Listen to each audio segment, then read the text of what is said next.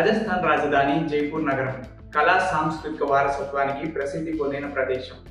దీనిని pink city అని కూడా పిలుస్తారు. భారతదేశంలో ప్రముఖ టూరిస్ట్ ప్రాంతాల్లో జైపూర్ కూడా ఒకటి.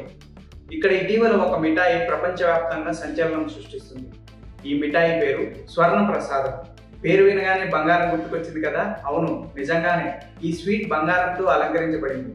జైపూర్లోని ఒక ప్రముఖ స్వీట్ షాప్ ఈ ప్రత్యేకమైన మిఠాయిని రూపొందించింది. దీని ధర కిలో అక్షరాల 1,11,000.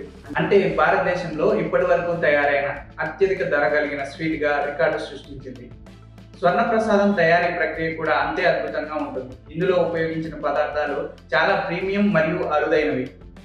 పైన్ నట్స్, కుంకుమ పువ్వు, కాజు, పిస్తా, బాదం వంటి ఉత్తమ గుణమైన డ్రై ఫ్రూట్స్తో పాటు 24 క్యారెట్ తినదగిన బంగారం పొరతో ఈ స్వీట్ను అలంకరించబడింది. అలాగే ఆయుర్వేద పద్ధతుల్లో ఉపయోగించే స్వర్ణ భస్మం కూడా ఇందులో చేర్చారు. ఈ పదార్థాల సమ్మేళనం వలన స్వర్ణ ప్రసాదం కేవలం ఒక మిఠాయి కాదు, ఇది ఆరోగ్యానికి, ఆభరణానికి, శోభకు ప్రతీకగా నిలిచింది. ప్రతి స్వర్ణ ప్రసాద భాగం ఒక చిన్న కళాఖండం లాంటిది.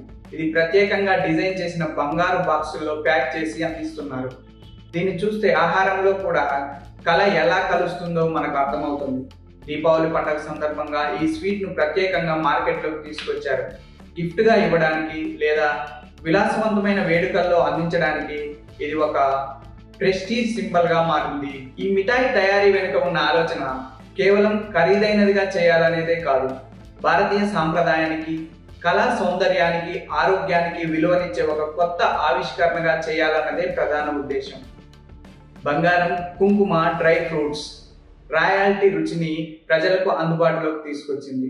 ఈ విధంగా జైపూర్లోని స్వర్ణ ప్రసాదం ఇప్పుడు భారతదేశం మొత్తానికి గర్వకారణంగా మారింది. ప్రపంచానికి భారతీయ మిఠాయి అంటే కేవలం తీపి కాదు, ఇది ఒక కళ, ఒక సంస్కృతి అని చూపించింది.